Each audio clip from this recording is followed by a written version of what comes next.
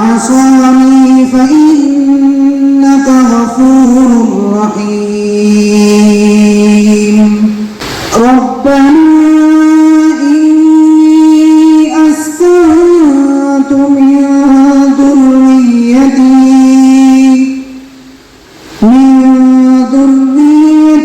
بواد غير ذي زرع عند بيتك المحرم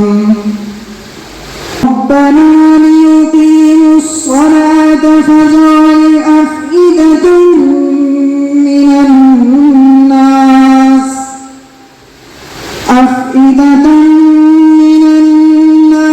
تهوي إليهم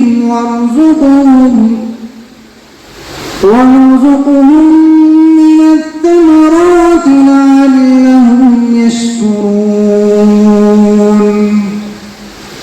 ربنا إنك تعلم ما نخفي وما نعلن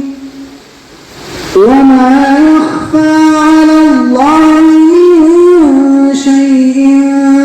في الأرض ولا في السماء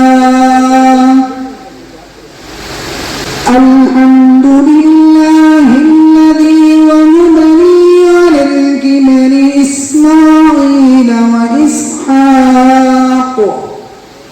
إن ربي لسميع الدعاء رب اجعلني مقيم الصلاة ومن